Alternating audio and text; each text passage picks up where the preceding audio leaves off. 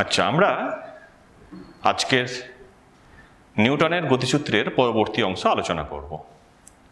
প্রথমে আমরা দেখব রৈখিক ভরবেগের সংরক্ষণ সূত্র।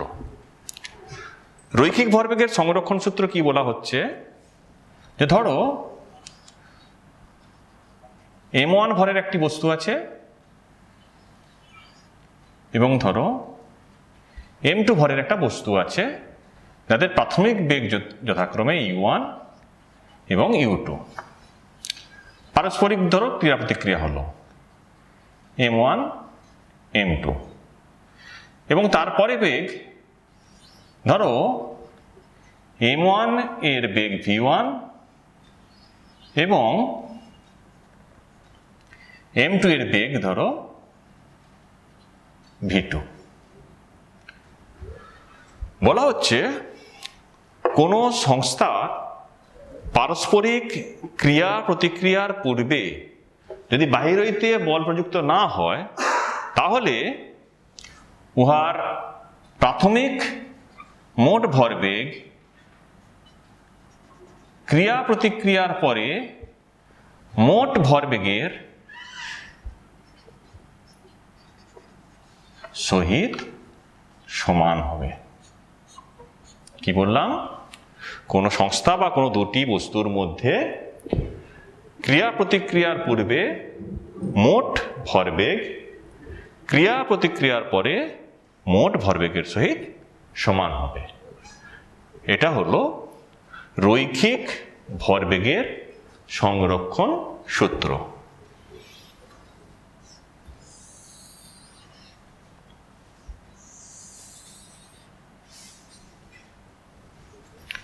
ধরো আমরা এই বস্তু সংস্থার ক্রিয়া প্রতিক্রিয়া যখন হচ্ছে, তখন তাদের ভরবেগের অর্থাৎ বেগের পরিবর্তন হচ্ছে।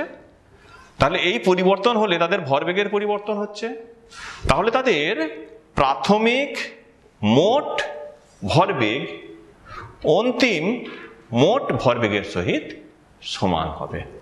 এটাই হলো রৈখিক ভরবেগের সংরক্ষণ সূত্র। আমরা নিউটনের তৃতীয় গতিসূত্র থেকে রৈখিক ভরবেগের সংরক্ষণ সূত্র আলোচনা করতে পারি। ধরো m1 এবং m2 দুটি বস্তু, তাদের ত্বরণ ধরো a1 এবং a2। তাহলে আমরা বলতে পারি যে ত্বরণ a1 সমান ধরো dv by dt, dv1 by dt। তাহলে m1 ভরের বস্তুর বেগ v1 এবং m2 ভরের বস্তুর বেগ v2। তাহলে ত্বরণ a1 সমান বেগের পরিবর্তনের হার dv1 বাই dt। m2 ভরের বস্তুর ত্বরণ সমান কত হবে? dv2 by dt। অর্থাৎ বেগের পরিবর্তনের হার, ভরবেগের পরিবর্তনের হার। তাহলে ধরো m1 ভরের বস্তুর ভরবেগের পরিবর্তনের হার কত হবে না, যদি আমরা লিখি p1 সমান তার ভরবেগের পরিবর্তনের হার, তাহলে সমান কত হবে? m1 into dv1 by dt। m2 ভরের বস্তুর ভরবেগের পরিবর্তনের হার কত হবে না, p2 সমান m2 dv2 বাই dt। তাহলে আমরা বলতে পারি যে প্রথম বস্তুর উপরে ধরো দ্বিতীয় বস্তু বল প্রয়োগ করছে, তাহলে প্রথম বস্তুর উপর দ্বিতীয় বস্তু যখন বল প্রয়োগ করবে, ধরো F12 বল প্রয়োগ করলো, প্রথম বস্তুর ধরো দ্বিতীয় বস্তুর ওপর বল প্রয়োগ করছে F12, তাহলে প্রথম বস্তু যদি দ্বিতীয় বস্তুর ওপর বল প্রয়োগ করে F12, তাহলে নিউটনের তৃতীয় গতিসূত্র অনুযায়ী ঠিক একইভাবে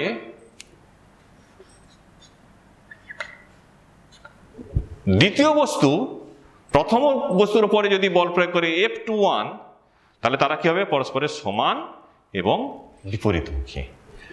অর্থাৎ এখানে F12 - F21। এখন প্রথম বস্তু যদি দ্বিতীয় বস্তুর উপরে বল প্রয়োগ করে, তাহলে কি হবে? দ্বিতীয় বস্তুর ভরবেগের পরিবর্তন হবে। তাহলে দ্বিতীয় বস্তুর ভরবেগের পরিবর্তন কত? এইটা, that is equal two m2 dv2/dt। এইটা সমান, যদি দ্বিতীয় বস্তু প্রথম বস্তুর উপর বল প্রয়োগ করে, তাহলে প্রথম বস্তুর ভরবেগের পরিবর্তন হবে। সেটা কত? না, প্রথম বস্তুর ভরবেগের পরিবর্তন সমান m1 dv1/dt, that is equal to dt of কি হবে? m2 v2 সমান dt of m1 v1 minus of, বা dt of p1 সমান minus of dt of p, sorry এটা 2 ছিল, তাহলে p2 এটা হবে p1, বা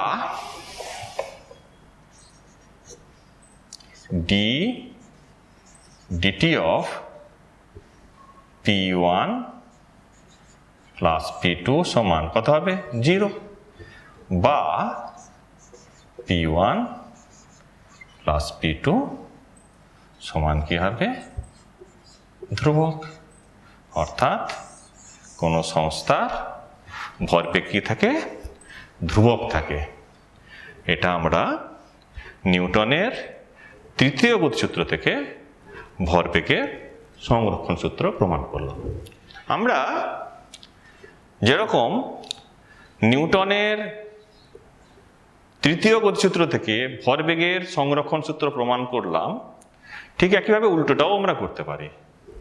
কি না, ভরবেগের সংরক্ষণ সূত্র থেকে আমরা নিউটনের তৃতীয় গতিসূত্রে প্রমাণ করব। ধরো m1 ভরের বস্তুর প্রাথমিক বেগ u1 এবং m2 বস্তুর প্রাথমিক বেগ u2। ধরো ক্রিয়া প্রতিক্রিয়ার পর t সময় পরে m1 বস্তুর বেগ পরিবর্তিত হয়ে হলো v1 এবং m2 বস্তুর হলো v2। তাহলে রৈখিক ভরবেগের সংরক্ষণ সূত্র কি বলেছে? ক্রিয়া প্রতিক্রিয়ার পূর্বে মোট ভরবেগ, তাহলে m1 u1 plus m2 u2 সমান ক্রিয়া প্রতিক্রিয়ার পরে মোট ভরবেগ, তাহলে কি হবে? m1 v1 plus m2 v2, বা m1 v1 minus m1 u1 সমান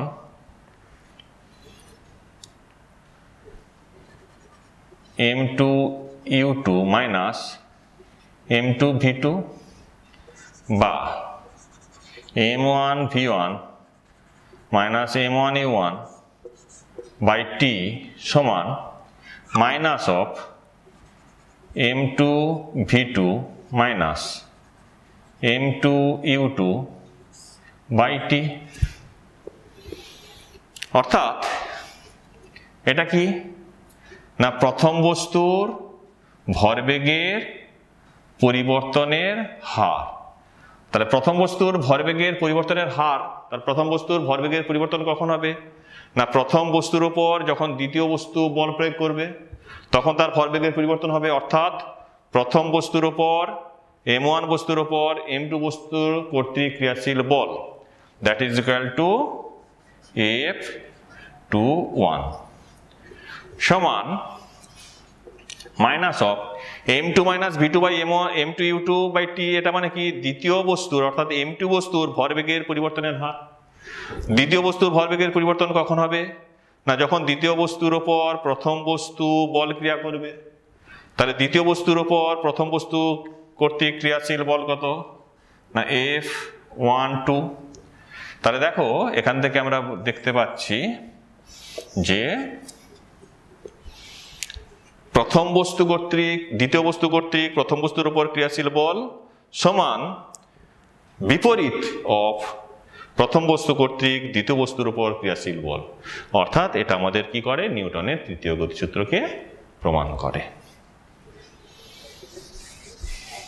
এবারে এই রৈখিক ভরবেগের সংরক্ষণ সূত্র থেকে আমরা বন্দুকের পিছুহটা দেখব।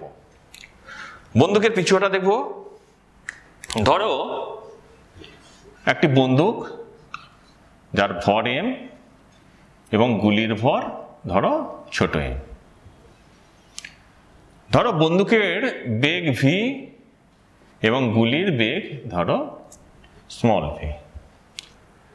তাহলে যখন স্থির অবস্থায় আছে তখন আমরা লিখতে পারি রৈখিক ভরবেগের সংরক্ষণ সূত্র অনুযায়ী m into v plus m into v is equal to 0 বা m into v is equal to minus of m into v বা v is equal to minus of m by m into v। অর্থাৎ আমরা এখান থেকে দেখতে পাচ্ছি যে যেহেতু বন্দুকের ভর গুলির ভরের থেকে অনেক বেশি, তাহলে small v is much greater than capital V। অর্থাৎ বন্দুকের বেগের থেকে গুলির বেগ কি হয়, অনেক বেশি হয়।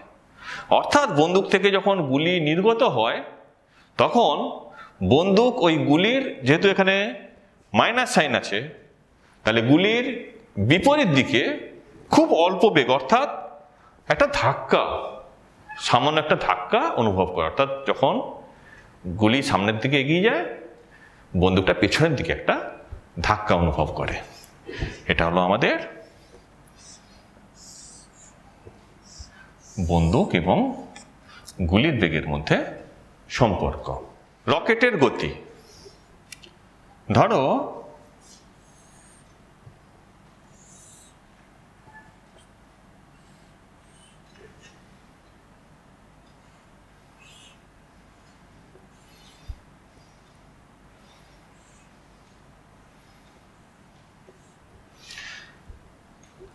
কি থাকে, রকেটের এখানে একটা জ্বালানি প্রকোষ্ঠ থাকে, এই অংশে রকেটের কি থাকে, জ্বালানি থাকে। আর এইখানটায় কি থাকে, একটা জারক প্রকোষ্ঠ, অক্সিজেন, ওজোন ইত্যাদি, যারা কি করে না এখানে এই জ্বালানিটাকে দহনে সাহায্য করে এবং দহনের ফলে এই জ্বালানিটা তীব্র বেগে, ধরো ইউ বেগে বাইরের দিকে বেরিয়ে আসে। তাহলে এরকম ধরো ডিএম, ধরো রকেটের স্থির অবস্থায় ভর ধরো এম, তাহলে এই জ্বালানিটা যখন ডিএম পরিমাণ জ্বালানির দহন হচ্ছে এবং যখন ইউ বেগে নির্গত হচ্ছে তখন রকেটের উপর ক্রিয়াশীল বল এফ সমান কি হবে, এফ সমান U into DM by DT. দেখো এই সময় ধরো রকেটটা এ ত্বরণ লাভ করছে, তাহলে ক্রিয়াশীল বল এফ সমান কত হবে না এম ইন্টু এ। অতএব এম ইন্টু এ সমান U to DM by DT, বা এ সমান U by M DM by DT. এখন রকেটের ক্ষেত্রে এইরূপ এখানে জারক কোনো পদার্থের মাধ্যমে আমাদের কোনো প্রকোষ্ঠে এই জ্বালানিটাকে জ্বালানো হয়, জ্বালিয়ে সেটাকে পেছন থেকে নির্গত করা হয়। কিন্তু জেট প্লেন যেগুলো আমাদের বায়ুমণ্ডলের মধ্যে ওঠানামা করে বা যাতায়াত করে, তাদের ক্ষেত্রে একটু অন্যরকম করা হয়। সেখানে কি করা হয় না, সামনে থেকেই কি হয়, বায়ু প্রবেশ করার পথ থাকে, যারা কি করে এই জ্বালানিটাকে দহনে সাহায্য করে, এবং বাকি কার্যনীতি প্রায় একই রকম। এটা হলো আমাদের রকেটের কার্যনীতি। তাহলে নিউটনের তৃতীয় গতিসূত্র থেকে আমরা কি করলাম, যেরকম রৈখিক ভরবেগের সংরক্ষণ সূত্র প্রমাণ করলাম, রৈখিক ভরবেগের সংরক্ষণ সূত্র থেকে আমরা নিউটনের গতিসূত্র প্রমাণ করলাম, এবং বন্দুকের পিছু হটা এবং সেই সঙ্গে রকেটের গতি নিয়ে আমরা আলোচনা করলাম। এর পরবর্তী সময়ে আমরা এইগুলোর গাণিতিক ব্যাখ্যাগুলো একটু আলোচনা করব। তাহলে অঙ্কটা হলো যে 500 গ্রাম ভরের একটা বস্তুতে 1 নিউটন বল 4 সেকেন্ড ধরে ক্রিয়া করলে বস্তুটা স্থির অবস্থা থেকে একটা বেগ লাভ করলো। এই অন্তিম বেগটার মান আমাদের নির্ণয় করতে হবে। তাহলে এখানে তোমাদের যেগুলো আমরা অঙ্ক করার নিয়ম বলেছিলাম, সেখানে আমরা প্রথমে সমস্ত ডাটাগুলো তুলে নিয়েছি। এরপরে আমরা কি করব, সমস্ত এককগুলো একই এককে আছে কিনা দেখব। এখন এখানে নিউটন এসআই পদ্ধতিতে আছে, এখানে কি আছে, ভর 500 গ্রাম। তাহলে আমরা কি করতে পারি, এইটা সমান আমরা কি করব, 1000 দিয়ে ভাগ করব, that is equal to 0.5 kilogram. তাহলে একই একক হয়ে গেছে। তাহলে এবার আমাদের কি সূত্র হতে পারে, ধরো 1 নিউটন বল 4 সেকেন্ড ধরে ক্রিয়া করছে, তাহলে এখানে আমাদের কি হবে না, বলের ঘাত হবে, বলের ঘাতের ফলে কি হবে, তার ভরবেগের পরিবর্তন হবে, ব্যাস। তাহলে আমরা লিখতে পারি যে বলের ঘাত সমান কত, 1 ইন্টু 4, 1 নিউটন ইন্টু 4 সেকেন্ড। তাহলে আমরা যদি লিখি যে বলের ঘাত সমান কি হবে, ভরবেগের পরিবর্তন, তাহলে আমরা লিখতে পারি 1 into 4 is equal to M into V minus U, ভরবেগের পরিবর্তন, বা তাহলে এম সমান কত হবে, এম সমান আছে, তাহলে এম এর মানটা সমান আছে 0.5 কিলোগ্রাম। তাহলে আমরা মানটা বসিয়ে দিই, তাহলে 4 is equal to 0.5 into V, কারণ প্রাথমিক বেগ ইউ সমান 0, বা V is equal to 4 by 0.5, that is equal to কত হলো, 8 metre per second, 8 metre per second. অর্থাৎ এখানে বস্তুর ওপর বলের ঘাত ক্রিয়া করার ফলে বস্তুর ভরবেগের পরিবর্তন হয়েছে, সেখান থেকে আমরা মানটা নির্ণয় করলাম। এরপরে আমরা আরেকটা অঙ্ক করব। তাহলে এখানে অঙ্কটা কি বলছে, যে 400 মিটার পার সেকেন্ড বেগে গতিশীল একটি বুলেট সে একটা দেওয়ালের মধ্যে 20 সেন্টিমিটার প্রবেশ করে স্থির হয়ে গেল। বলছে বুলেটের ভর যদি 50 গ্রাম হয়, তাহলে এর উপরে গড় যে বাধা বল ক্রিয়া করছে তার মানটা নির্ণয় করতে হবে। তাহলে দেখো, আমরা সেই একইভাবে আমরা দেখছি এখানে 400 মিটার পার সেকেন্ড আছে, এখানে গ্রাম আছে, এখানে সেন্টিমিটার আছে। তাহলে আমাদের কি করতে হবে না, আমাদের এককগুলো চেঞ্জ করে নিতে হবে। তাহলে এটা কত হবে, এটা গ্রাম আছে, তাহলে 0.05 কিলোগ্রাম, 1000 দিয়ে ভাগ করলাম। এটা 20 সেন্টিমিটার আছে, তাহলে 20 সেন্টিমিটার মানে 100 দিয়ে ভাগ করব, তাহলে কত হবে 0.2 মিটার। এবার বলছে যে এর উপরে যে বাধা বলটা, সেই বাধা বলটা সমান কত। তাহলে দেখো, প্রথমে তার একটা বেগ ছিল, বেগ থাকার পর তার অন্তিম বেগ ভি সমান কত হয়েছে? স্থির হয়েছে, মানে 0 হয়েছে। কতটা প্রবেশ করেছে? 20 সেন্টিমিটার প্রবেশ করেছে। তাহলে আমাদের সমীকরণ কি ছিল? আমরা জানি V square is equal to U square minus twice A S. এই সমীকরণ অনুযায়ী তাহলে ভি সমান কত? 0। তাহলে এটা 0 is equal to 400 whole square minus 2 into a into 0.2। তাহলে এ সমান হলো 400 হোল স্কোয়ার বাই 2 ইন্টু 0.2। তাহলে গড় বাধা কত? তাহলে বাধা বল এফ সমান কি জানি আমরা? ভর ইন্টু ত্বরণ। তাহলে ভরের মানটা আমরা পেয়েছি, that is 0.05 into 2.02, that is equal two, যে মানটা বেরোবে এত কি হবে, আমরা এসআই পদ্ধতিতে করেছি, তাহলে এত নিউটন। তাহলে তোমরা অঙ্ক করার সময় সবসময় একটা জিনিস মাথায় রাখবে, যে অঙ্ক করতে গেলে প্রথমে ডাটাগুলো তুলবে, ফার্স্ট স্টেপ। এরপরে কি করবে? সমস্ত এককগুলো একই এককে আছে কিনা সেটা দেখবে, যেটা পরিবর্তন করার দরকার হবে সেগুলো এককের পরিবর্তন করবে। করার পর আমাদের যে ডাটা দেওয়া আছে সেখান থেকে কোন সূত্র প্রয়োগ হবে সেই সূত্রটা প্রয়োগ করে তোমরা তার মানের সবসময় চেষ্টা করবে এসআই এককটা নিয়ে যাওয়ার। অঙ্ক করার সময় তোমাদের অনেকেই করো কি, অঙ্ক করতে গিয়ে কি করো, উদাহরণগুলো দেখে দেখে অঙ্ক করা শুরু করে দাও, যে একই রকম অঙ্ক উদাহরণে যেগুলো করা আছে। এতে কি অসুবিধে হয়, তোমাদের ওই অঙ্কটা শেখা হয় না। তোমরা কি করবে, অঙ্কগুলো সবসময় ফিজিক্সের অঙ্ক একটু যুক্তি দিয়ে করতে হয়, যার ফলে কি করবে, তোমরা নিজের একটু চিন্তা শক্তিটা কাজে লাগাবে।